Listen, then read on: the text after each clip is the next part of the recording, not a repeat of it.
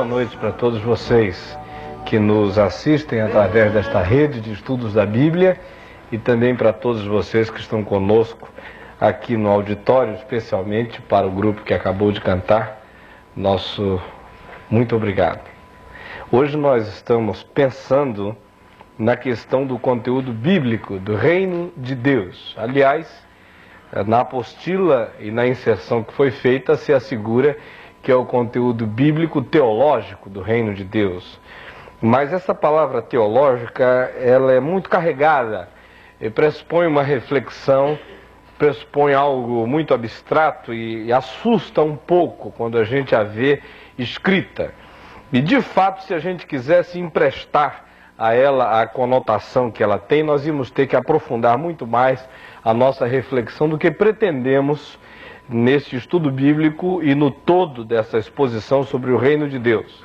Então eu quero tirar qualquer tipo de pânico em relação às coisas abstratas que possa passar pela mente de alguém quando vê o termo teológico, e quero afirmar que nós vamos nos concentrar muito mais na questão bíblica em si. Ou seja, nós vamos hoje definir algumas ideias, vamos conceituar algumas coisas sobre o Reino de Deus a partir daquilo que os evangelhos sinóticos nos dizem, ou seja, Mateus, Marcos e Lucas, esses três evangelhos. Nós vamos pensar em quais são as definições, as categorizações do Reino de Deus que aparecem nestes evangelhos. Nós vimos em aulas passadas, inicialmente, a questão das fases do Reino de Deus. Vimos o Reino de Deus no Velho Testamento, como é que ele se manifestava, quais eram as suas ênfases. Depois vimos o Reino de Deus conforme revelado no projeto histórico da vida de Jesus. Não tanto conceitos sobre o reino, mas vivências do reino. Não tanto teologizações do reino, mas a prática do reino na vida histórica de Jesus. Como é que era a teia da vida que ele tecia, como é que ele se relacionava com as instituições, como é que ele se relacionava com a pessoa humana, como é que ele se relacionava com a esperança, como é que ele se relacionava com os conflitos, como é que ele se relacionava com a morte, como é que ele se relacionava com a própria luta de fazer as coisas de Deus caminharem na história. Então nós vimos a vida de Jesus, e eu lhes disse, introduzindo a aula passada, que muito daquilo que nós vimos como sendo vivência de Jesus no Reino de Deus nos dias dele, configurava e definia boa parte das nossas próprias vivências e expectativas para hoje. Ou seja, quem quer viver o Reino de Deus hoje deve olhar para o projeto da vida de Jesus, porque ali há uma definição bem precisa de como é que um cidadão do reino existe. E na aula passada nós vimos a questão do Reino de Deus no futuro. Trabalhamos muito alguns textos do Apocalipse e no final nós vimos aquela sociedade ideal, a grande ecumenópole, analisamos alguns pontos básicos que a definem e depois eu lhes disse que nós poderíamos fazer a oração do tipo: venha a tua cidade, porque é a intenção de Deus que tudo quanto venha um dia a se concretizar na história, desde já e desde hoje, já comece a ser um anelo nosso, não apenas um anelo em termos de nos fazer suspirar abstratamente pelo futuro, mas uma coisa que nos faça, a partir de agora, viver de maneira engajada e desejosa de, na medida do possível, anteciparmos marcas, sinais e traços dessa sociedade futura, fazendo com que ela manifeste alguns aspectos disso já aqui, já agora, já no presente e hoje mesmo. Pois bem, agora nós vamos ver essa questão do conteúdo bíblico do Reino de Deus nos evangelhos sinóticos. E para compreendermos o Reino de Deus hoje, eu quero lhes dizer que é completamente importante que se pense na questão dos conteúdos teológicos, porque sem isso a gente fica como que caindo num empirismo muito grande, em definições que correm o risco de não terem muito conteúdo. E sempre que as pessoas não têm conteúdos sobre os quais possam fazer reflexão, elas correm o risco de serem enredadas e serem problematizadas por situações da história que nos apanham de surpresa e para as quais nós não temos respostas a dar, porque desconhecemos as essências, desconhecemos os conteúdos, desconhecemos os pensamentos de Deus a respeito desta nossa vivência histórica contemporânea. Então, o reino de Deus, conforme manifestado nos evangelhos sinóticos, é alguma coisa que pode ser definido por nós hoje. Nós não vamos, obviamente, fazer um trabalho exaustivo, porque aqui o tempo não cabe, nem muito profundo, porque não é o caso, nós temos um auditório de múltiplos interesses, mas vamos trabalhar algumas dessas definições que os evangelhos nos fazem sobre o reino de Deus. Inicialmente, eu quero lhes dizer que o reino de Deus aparece como o reino da decisão existencial do ser humano perante Deus. Essa é a primeira categoria. Aí na apostila de vocês está escrito o reino como semeadura da palavra. Eu estou definindo melhor isto. Primeira marca é esta. O reino aparece como esse acontecimento que requer da pessoa humana uma decisão existencial radical perante Deus e perante a verdade. E a gente nota isso de acordo com a parábola do semeador. E através dessa parábola do semeador é que a gente pode ver como é que o reino de Deus se manifesta nessa dimensão. Vamos ver esse VT a respeito do assunto. Naquele mesmo dia, saindo Jesus de casa, assentou-se à beira-mar. E grandes multidões se reuniram perto dele, de modo que entrou num barco e se assentou.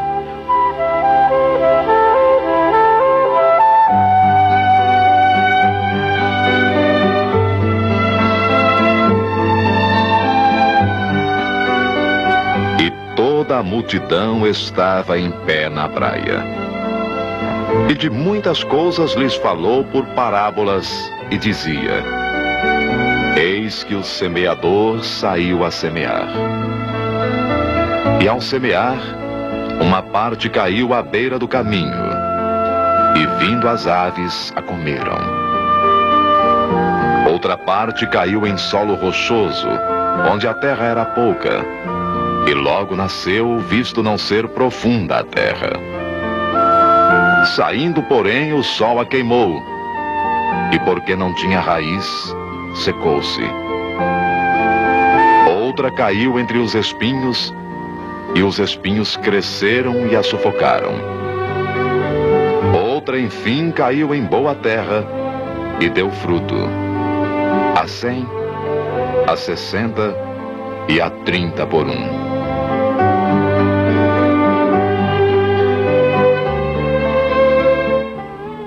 Talvez alguém pense, mas o que uma parábola dessa tem a ver com essa sua afirmação de que o reino de Deus chega requerendo uma decisão do homem perante a verdade, perante Deus? Ora, se nós nos ativermos apenas a esses elementos da parábola, pouca coisa tem a ver. Mas o sentido do que Jesus disse, posteriormente ele explicou esse sentido, do verso 18 em diante aí de Mateus, é que esta parábola tem a ver com as grandes decisões que os seres humanos fazem em relação à verdade do Evangelho. E cada uma dessas 4 situações ilustra uma atitude do ser humano perante esta semente da verdade, do reino de Deus, conforme anunciada no Evangelho de Jesus. Alguém poderia pensar que há um certo fatalismo aí.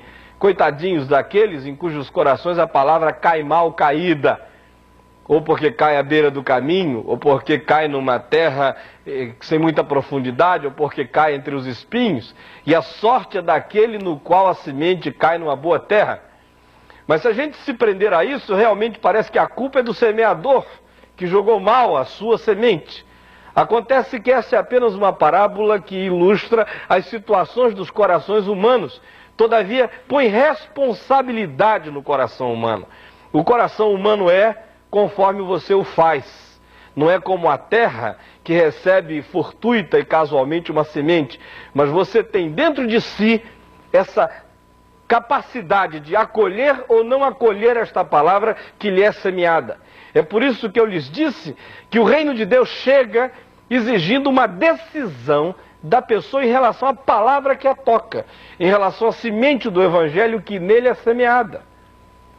E essa decisão passa por situações muito concretas da vida. É uma decisão que tem a ver com valores existenciais seríssimos que tantas vezes nos dominam e que prevalecem nas nossas vidas sobre o valor maior da palavra de Deus. É por isso que se diz que às vezes a palavra cai na margem do coração e ela é arrancada dali por forças espirituais. Outras vezes ela cai numa terra que não tem profundidade, ou seja, logo bate num chão muito duro e rochoso embaixo, e quando vêm as perseguições, as lutas da vida, porque ela não tem raiz, ela não prevalece. E outra cai e concorre, compete com espinhos, com outras sementes que estão ali, crescem juntas e a sufocam, e Jesus disse que equivale àqueles que não dão exclusividade à palavra de Deus no seu coração, antes querem conciliá-la com uma série de outras sementes, de outros valores na vida, riqueza, obsessão pelo prazer, querem o evangelho mais tudo. Essa é a equação existencial da vida dessas pessoas. Enfim, a palavra de Deus cai em corações resolvidos e que a assumem de maneira radical. De modo que esta parábola do reino de Deus nos afirma que o reino exige esta decisão existencial radical do ser humano perante Deus e perante a verdade. Acolhendo esta verdade de maneira essencial, de maneira total e de modo inegociável. Prossegue o nosso estudo afirmando que o reino de Deus aparece também definindo o ambiente no qual ele se manifesta, no qual ele se desenvolve. É esse texto aí de Mateus, no capítulo 13, do verso 24 ao verso 43, que nos fala da parábola do joio e do trigo. Ou seja, o reino acontece num ambiente vazado pela ambiguidade. Hoje em dia, na nossa vivência do reino de Deus, nós o estamos provando num contexto humano, social, espiritual, ético, completamente vazado, atravessado pelas contradições, pelas ambiguidades. É isto que a parábola do joio e do trigo nos ensina. Nos ensina que hoje o reino de Deus acontece nesse convívio entre o joio e o trigo, entre o justo e o injusto, entre a luz e as trevas. O reino de Deus hoje tem essa condição de convívio com uma certa ambiguidade na história, até que ele venha na sua plenitude, até que Jesus venha para absolutizar o reino. Quando Cristo vier, então se diz que ele vai separar o que é daquilo que parece ser. Mas hoje nenhum de nós deve ter ilusão. O reino de Deus acontece, e ele se ambienta, e ele existe, e ele se desenvolve neste contexto de ambiguidade. Isso faz com que nenhum de nós tenha autorização para desenvolver sonhos ufanistas, sonhos utópicos e projetos perfeccionistas para a história. Porque aqui na história, conforme eu sou, conforme você é, conforme a sociedade é, nenhum de nós que queira ser realista pode pensar em qualquer projeto ideal. As coisas todas na história estão vazadas por essa ambiguidade. Há pessoas que a gente pensa que são e não são. Há pessoas que a gente pensa que não são porque elas não parecem ser, mas essencialmente são. Há coisas para as quais a gente olha e nos diz assim, elas parecem ser do reino, mas lá essencialmente não são. Há outras coisas para as quais a gente olha e fica com a suspeita de que não são, mas essencialmente são. Por isso nenhum de nós tem o poder de fazer duas coisas. Uma, de exercer juízo absoluto na história. E segundo, nenhum de nós pode sair construindo sonhos utópicos para o presente, porque no presente o reino de Deus acontece no meio dessas ambiguidades, dessas relatividades, dessas contradições, dessas situações que não são tão pretas nem tão brancas, às vezes elas acontecem meio cinzentas em volta de nós e não se pode fazer definições tão precisas sobre pessoas, coisas e instituições, porque nem tudo aquilo que parece que é, de fato, é o que o Senhor Jesus diz. Isso tudo nos recolhe a uma atitude de extrema humildade na vida. Em terceiro lugar, o nosso estudo prossegue, falando que o reino de Deus hoje tem uma estratégia. O reino de Deus hoje deseja pervadir, deseja penetrar, deseja se imiscuir, deseja como que misturar-se na história através de uma estratégia muito específica. Ele não é o reino que se encastela, o reino de Deus não se protege, o reino de Deus não usa antisséptico, o reino de Deus não tem medo de contágio, o reino de Deus não está na defensiva, está na ofensiva. O reino de Deus não pode ser um reino que, como que, se exclui da vida, ao contrário, ele deseja penetrar em todas as dimensões da existência. É por isso que Mateus, no capítulo 13, no verso 33, compara o reino de Deus ao levedo, àquele fermento que se põe na massa, e cuja finalidade é penetrar, é pervadir a massa toda. Isso me faz lembrar que quando eu me converti, eu fiz umas leituras muito defensivas do reino de Deus, leituras dispensacionalistas, que são leituras que não conseguem ver o reino de Deus na ofensiva no mundo. Sempre colocam o reino de Deus se protegendo do mundo, sempre com medo de enfrentar as grandes lutas da história. Então, aquelas leituras me faziam olhar para esse texto, imaginando o seguinte, que o reino de Deus era uma coisa que Deus planejou que fosse boa, mas o diabo conseguiu meter um levedo nele. Então o reino estava se estragando todinho, isso aí vinha todo aquele discurso crítico contra a igreja, que está pervertida, essa coisa toda. É verdade que há muitas dimensões da igreja pervertidas. E é verdade que a parábola do joio e do trigo nos mostra que hoje o reino de Deus convive com a ambiguidade. Mas este texto de Mateus 13, 33, não nos coloca o reino de Deus numa perspectiva negativa, nos coloca o reino de Deus numa perspectiva positiva e ofensiva na história. É o reino que é semelhante ao levedo. É ele que tem esse poder virulento. E se fala aqui do levedo não numa perspectiva negativa, mas positiva, nessa sua capacidade de embrenhar-se, de misturar-se, de ir fundo, de totalizar-se, de contagiar toda uma massa, toda uma estrutura. É assim que Jesus intencionou que o seu reino se manifeste no mundo, com essa estratégia de penetração, através de um processo de fermentação que se espalhe por toda a massa da sociedade.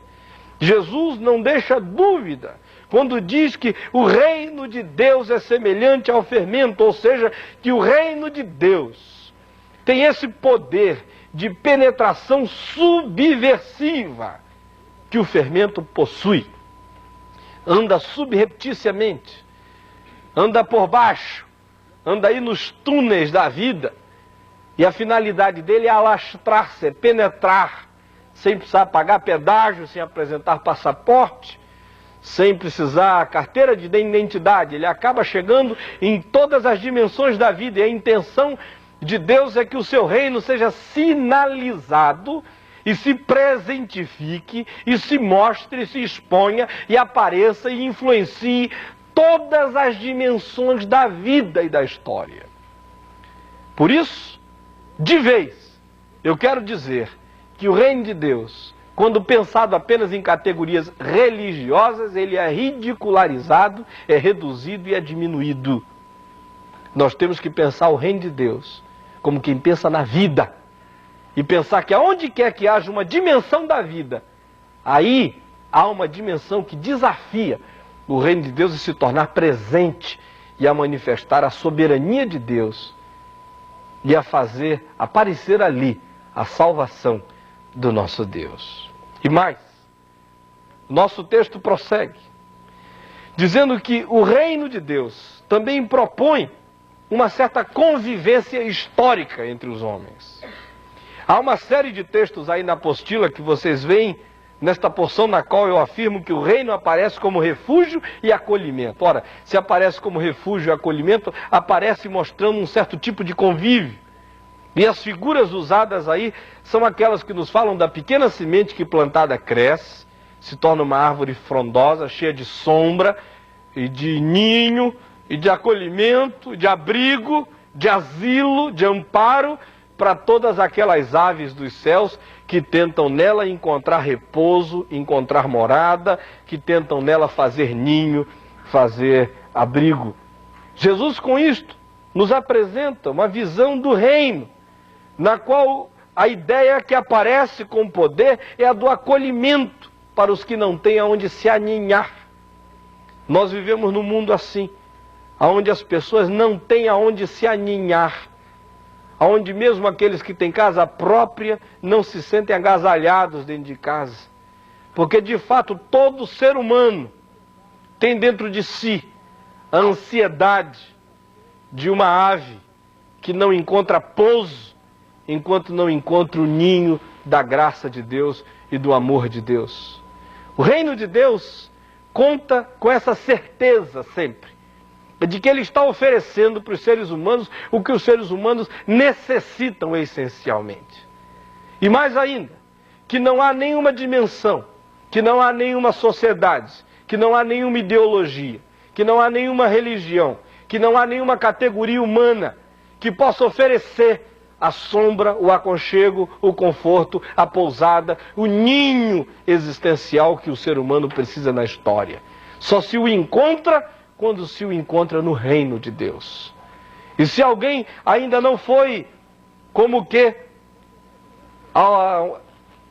uma pessoa que recebeu esta revelação do reino, se alguém não foi ainda de alguma maneira esclarecido a respeito de aonde está o pouso definitivo para a sua vida, essa é uma pessoa humana que sem dúvida está vagando na história e que jamais vai encontrar o aconchego existencial de que precisa, porque só se o encontra quando se o encontra em Deus e no Senhor Jesus e no seu reino e no convívio com aqueles que ali pousaram também as suas próprias vidas para sempre.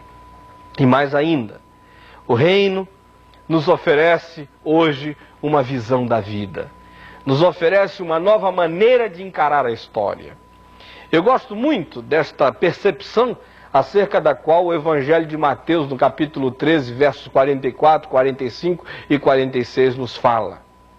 Isso porque aquelas duas parábolas, a do homem que acha um tesouro no campo e a do homem que vende pérolas para comprar uma de grande valor, bem nos ilustram o que acontece quando alguém fica cara a cara com o reino. O que acontece quando alguém descobre a salvação, falando arminianamente, ou quando recebe a revelação dela, falando calvinisticamente. O que acontece com o ser humano quando fica, enfim, cara a cara com a bondade de Deus. É verdade que as duas parábolas nos pressupõem duas coisas. A primeira é de que há alguns que tropeçam na graça, como aquele homem que vai andando pelo campo e, brum, descobre um tesouro no campo. Não estava à procura, caiu em cima. Foi um susto da salvação. Mas há aquele outro que procura boas pérolas, que é desse tipo que está aí no orientalismo, que está à procura de religiões, que vai numa busca desenfreada da verdade, que está com pepitas de sabedoria daqui e dali. Um dia o reino aparece. Ele vê a graça de Deus revelada em Jesus e todas as outras sabedorias da vida se tornam ridículas. Todos os outros valores compensam ser trocados por esse grande achado reluzente e incomparável que ele viu no Senhor Jesus. Então o reino ensina a gente a ver a vida com uma outra ótica, porque põe um novo valor na mente da gente. E esse novo valor nos faz tantas vezes considerar refúgio até aquelas coisas que antes nos eram absolutamente importantes e plenas de valores e de significados. É por isso que compensa fazer qualquer coisa, se desfazer de tudo, para não se perder a relação com esse grande tesouro na vida. Por isso eu questiono qualquer tipo de encontro que as pessoas dizem que tiveram com Jesus, se esse encontro não lhes faz ver a vida de outro modo. Se essa revelação do reino não lhes chega tão arrebatadora que as faz considerar qualquer outro valor qualquer outra significação, qualquer outra dimensão, qualquer outra possessão, qualquer outra condição, uma coisa descartável. Se a condição para se viver integralmente o reino for descartar essa coisa. O reino nos deixa inebriados. A sua revelação nos apaixona. E essa paixão do reino deve crescer tanto no coração, que faz com que os outros valores todos da vida não signifiquem mais, de maneira alguma, valores ante essa grande revelação da salvação e do amor de Deus revelado em Jesus Cristo, o nosso Senhor. Então, o reino de Deus nos dá uma visão da vida, inverte valores, redefine dimensões, repõe significações na nossa mente, na nossa existência, no nosso projeto histórico. E mais ainda, o reino aparece com a sua prioritária tarefa histórica para ser vivida por nós aqui e agora. Vejam só, queridos, como aí na apostila de vocês, onde está a letrinha F, há algo dito que o reino nos é apresentado como malha da vida, como arrastão da história. Eu estou querendo pensar nisso na perspectiva da tarefa. Porque aí Jesus diz que o reino de Deus é como os pescadores que estão puxando aquele arrastão, aquela rede, trazendo do mar peixes de todo tipo, alguns maus, outros bons. E na praia, eles então começam a separar os maus dos bons.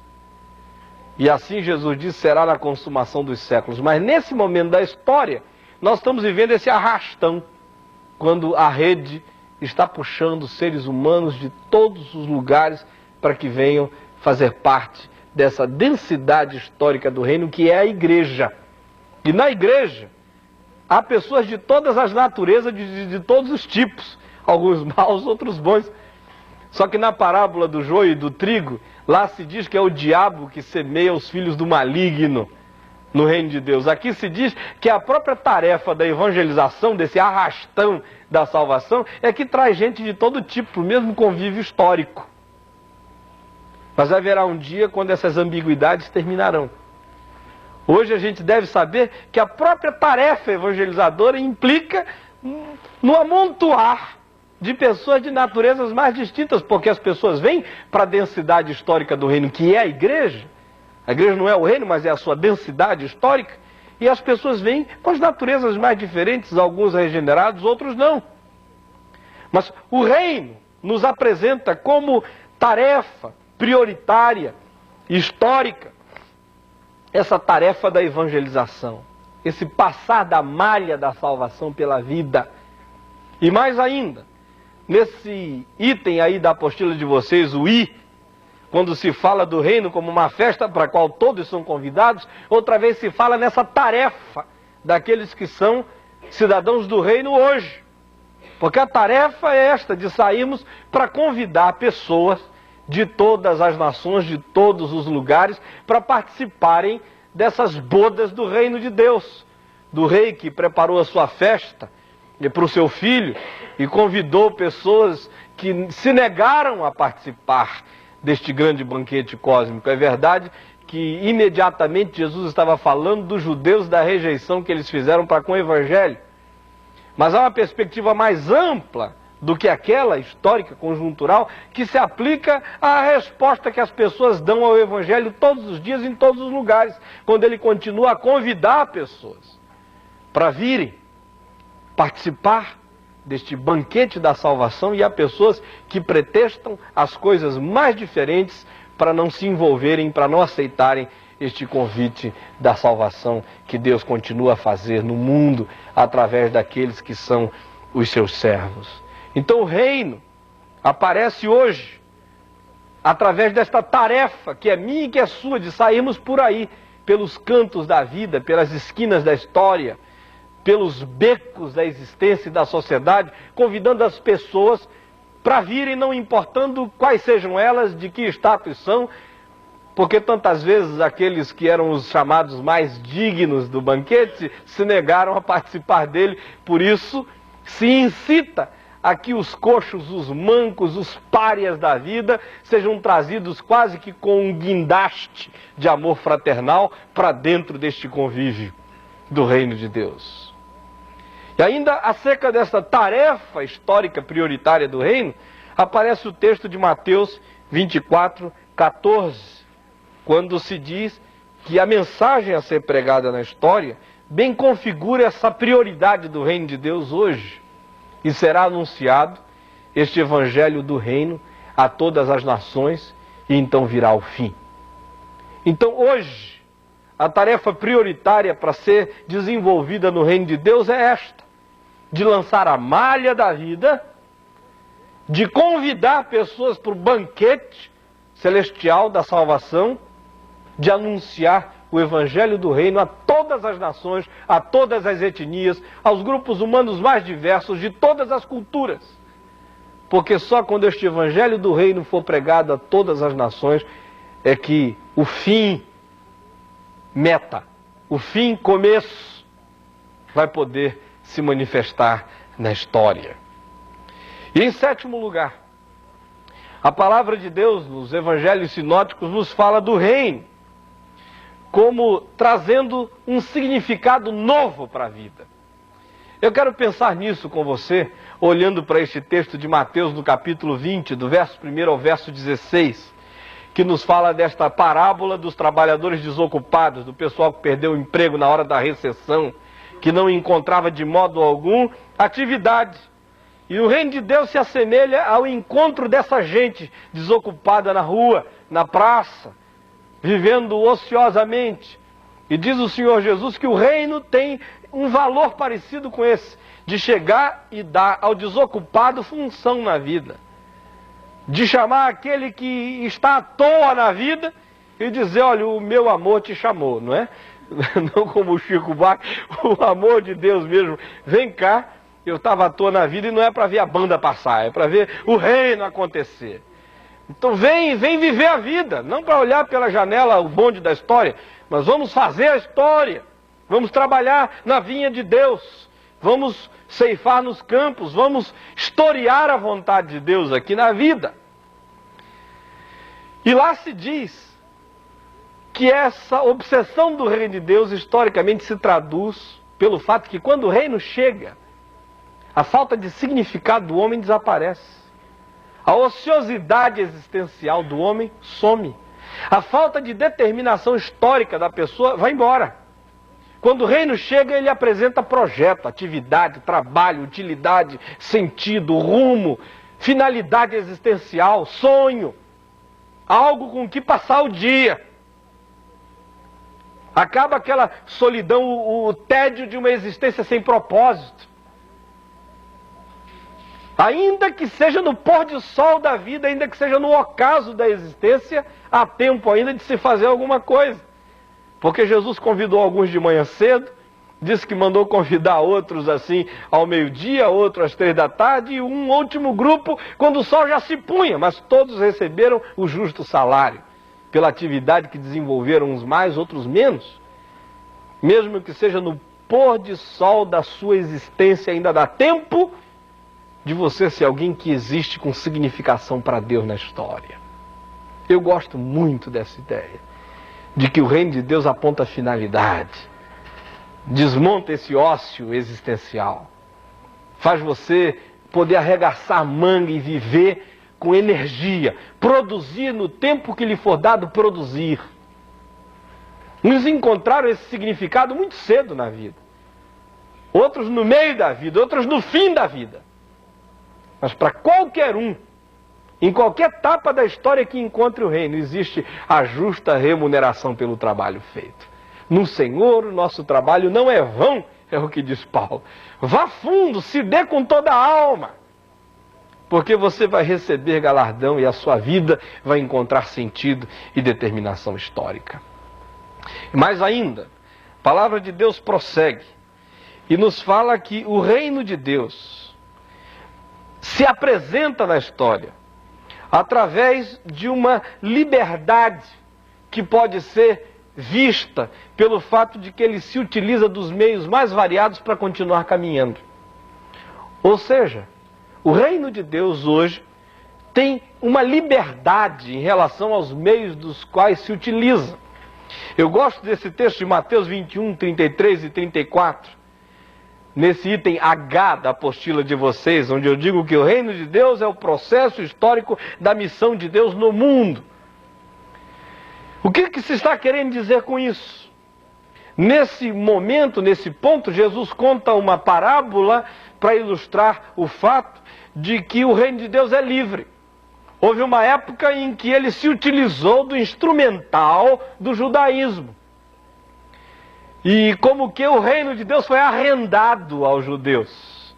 Aquela vinha foi colocada nas mãos da religiosidade, da percepção, da visão religiosa que os judeus tinham da vida. Havia um pacto feito com eles, havia um contrato e havia um arrendamento, havia uma responsabilidade dada a eles para cuidarem daquela vinha de Deus. Mas eles não remeteram os frutos na época que deveriam ter remetido. Não reagiram, não responderam à altura do combinado, do acertado.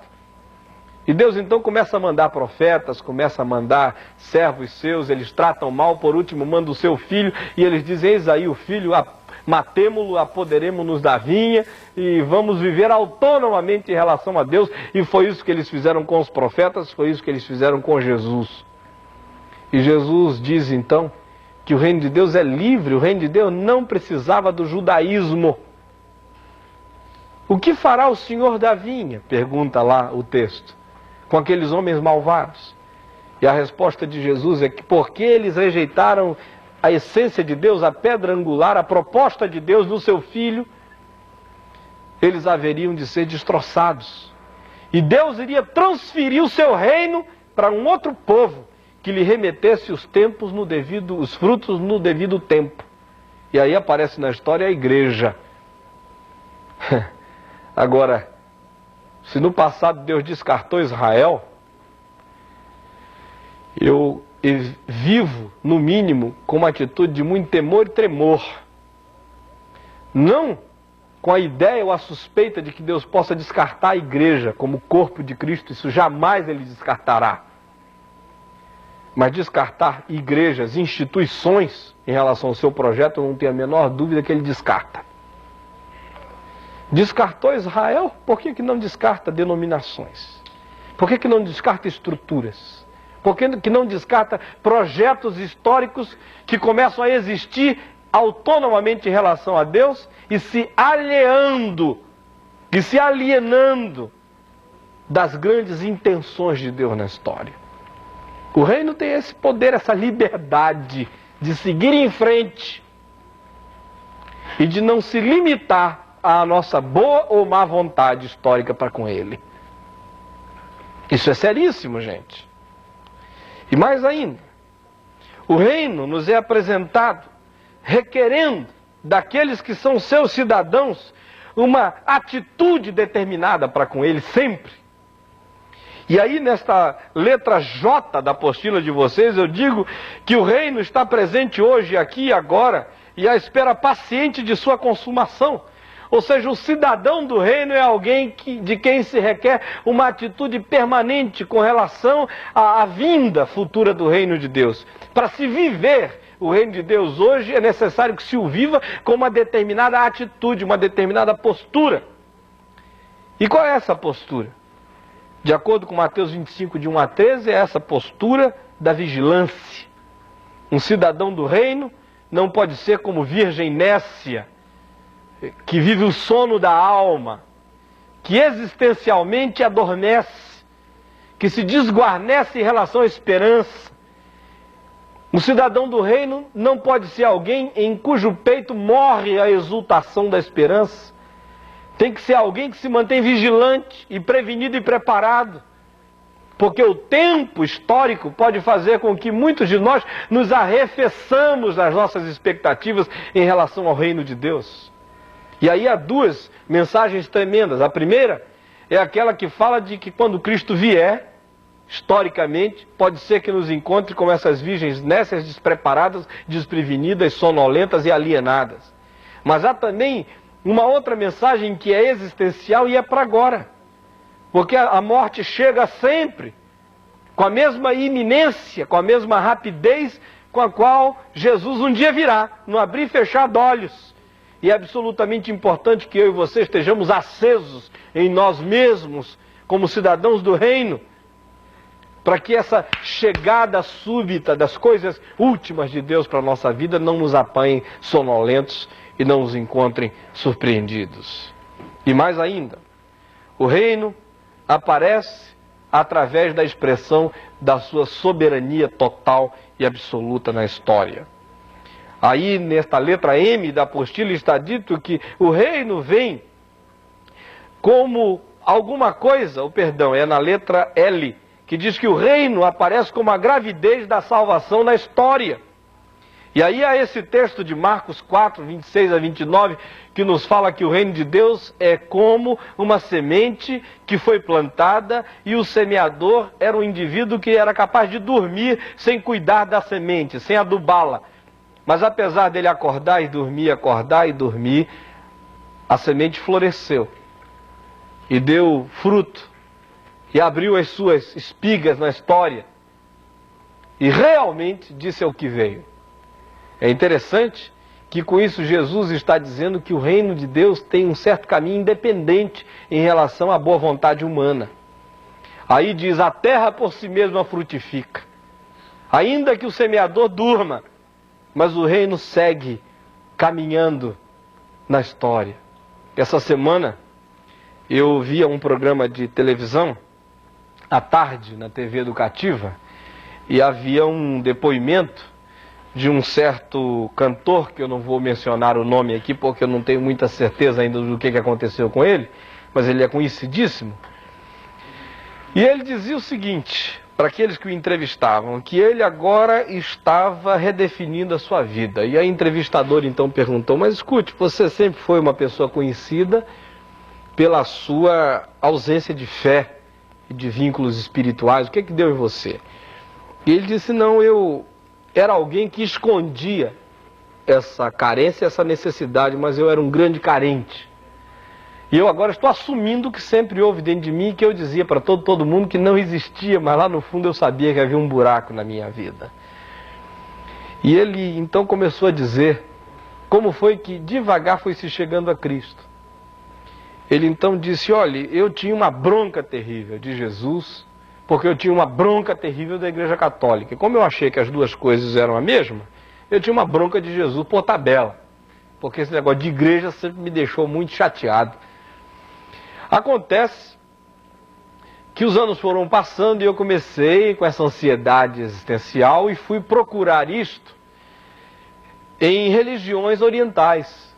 Aí eu comecei a ler Buda, Confúcio e Zoroastro, e comecei a ler os monges do Tibete, e comecei a ler as definições espirituais, as mais variadas, especialmente as orientais, e percebi que fosse nas religiões orientais, ou fosse nos credos chamados espiritualistas aqui do Ocidente, todo mundo passava por Jesus e se curvava. Uns o chamavam de um iluminado, outros da grande luz, outros do grande mestre, mas todo mundo passava e se curvava ali. E eu disse, puxa, eu pensei que esse cara não estava com nada, ele lá dizendo. Mas de onde quer que as pessoas venham, por qualquer ramo do saber, passam e se curvam aí? Ele tem alguma coisa a dizer e a dar. Ele não é tão esdrúxulo como eu pensei.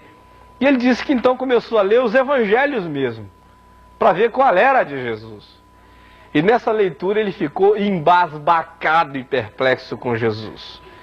E ele disse, eu não posso dizer ainda o que aconteceu comigo, mas eu sei que se eu voltar os meus próximos shows, você não vão me ver mais com a cara suja, nem rebolando, nem um monte de coisa, porque eu já não sei mais nem fazer isso, a vida ganhou uma dimensão nova para mim. Eu ainda não tenho nada com igreja, não tenho nada com um bocado de coisa, não sei nem se eu vou ter, mas eu sei que Jesus me deixou assim, perplexo. E eu ali em casa pensando, digo, puxa, se um pastor tivesse ido pregar para esse sujeito, era capaz de ter estragado o processo, né? Mas enquanto eu durmo aqui, não sei de nada, está o reino de Deus andando lá, soberano e sozinho, na vida dele. Isso não nos isenta de lançar o arrastão da vida, de sair por aí pregando Ele não pode cair nesse calvinismo de braços cruzados, o reino vai andar soberano e vamos dormir. E que o reino não vai, não é? Nós somos também predestinados para arregaçar as mangas e trabalhar. Mas vejam como, de certa forma, há uma afirmação sobre o reino de Deus que diz: ele anda sozinho também. E não é só por causa de você e da sua boa vontade que ele cresce. Deus faz a coisa germinar mesmo enquanto eu durmo tantas vezes. Então, gente, hoje o reino de Deus tem essa dimensão de crescer soberanamente, mesmo sem bons tratos. É isso que me alegra, porque quando eu vejo o sono da igreja, os maus tratos da igreja para com o reino, a única coisa que me dá esperança é isso, de que mesmo com o semeador dormindo, ele segue. Mas que Deus nos acorde para sermos cooperadores do reino. E por último, o reino aparece através dos seus conflitos históricos. Há essa dimensão do reino de Deus no qual ele se evidencia, ele se mostra, mediante o enfrentamento com as forças de Satanás. Vejam aí o texto de Lucas, no capítulo 11, no verso 20, onde Jesus expulsa demônios e diz que se os demônios estão sendo exorcizados, por que é? É porque o reino de Deus chegou até vós. Agora, obviamente que a maioria de nós pensa isso apenas na perspectiva do exorcismo individual, não é? Que tem um indivíduo possuído por um espírito maligno, você vai lá e diz: sai em nome de Jesus. Mas aqui há uma mensagem mais ampla. Ainda porque Jesus falou de vários tipos de possessão. Ele falou dessa possessão espiritual individual, mas ele também falou da possessão coletiva. Vocês lembram que num dos evangelhos sinóticos ele diz que quando o espírito imundo sai de um homem, ele anda procurando repouso.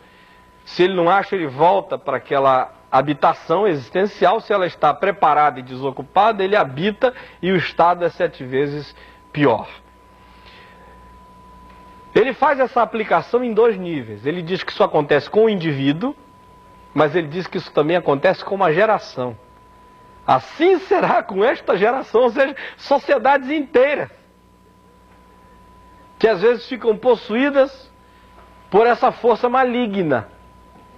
E nesse caso, o avanço do reino de Deus se dá através de um confronto também social, de um enfrentamento com as forças espirituais, conforme manifestadas no ajuntamento social com caras as mais diferentes.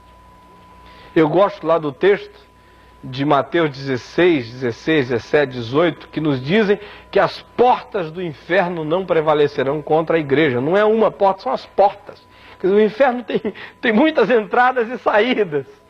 É preciso tomar cuidado, porque às vezes a gente pensa que a entrada é aquela entrada religiosa, ou do ateísmo, ou disso, ou daquilo, ou da bruxaria, mas há muitas portas do inferno na história. E o reino de Deus tem que estabelecer o confronto e enfrentamento com essas múltiplas dimensões de Satanás na história. Satanás não se apresenta só como Exu Caveira, Pombagira ou Tentador. Ele se apresenta com caras ideológicas, se apresenta com fisionomias econômicas, se apresenta com perspectivas sociais, se apresenta com valores, se apresenta com dimensões as mais diferentes, com oposições as mais distintas, com estruturas as mais variadas. E o reino tem que estar aí para dizer: sai em nome de Jesus, para enfrentar esse negócio, para abrir o caminho, para trazer libertação, seja ela existencial, seja ela de que dimensão for. Por isso, ele acontece, o reino, numa perspectiva de conflito. O reino de Deus nunca se moveu na história entre rosas e cheiros bons. Ele acontece no meio da conflitividade, nessas zonas escuras da vida, na batalha, seja espiritual, vivida apenas em nível existencial, íntimo e psicológico, ou seja, também naquela batalha espiritual que ganha concreção histórica, através de enfrentamentos históricos perceptíveis na vida, de coisas tangíveis, palpáveis mesmo, lutas as mais variadas a favor da justiça, a favor da bondade, a favor da verdade, a favor da moral, a favor da ética de Deus, a favor das coisas que são coisas de Deus, projetos de Deus para a vida. Então o reino de Deus hoje estabelece essa noção do conflito, da guerra aqui na história. Pois bem, gente, todas essas descrições e definições são para hoje. Todas essas descrições e definições são para agora. Jesus não estava falando de algo que viria. Ele estava falando de algo que já viera. Nessas parábolas que nós vimos, se está falando de coisas que estão aqui. E viver o reino de Deus implica em viver essa disposição de se decidir por Deus. Implica em viver o reino de Deus nesses ambientes ambíguos. Implica em ser instrumento para o cumprimento da estratégia de Deus como fermento que entra na massa. Implica em assumirmos a convivência com o povo de Deus nesse reino ninho aconchego. Implica em olharmos a vida com a visão desses que tiveram valores invertidos, que descobriram o grande conteúdo do valor da salvação. Implica em assumir a tarefa prioritária do reino de Deus na história, que é passar a malha da vida, que é convidar os homens para o banquete da salvação, que é pregar o evangelho do reino a todas as nações. Viver hoje o reino de Deus significa existir com significado, não como um ser humano ocioso, desocupado, inútil, mas como gente que sabe que ainda que entre no projeto de Deus no fim da vida, ainda há remuneração histórica para quem se engajar.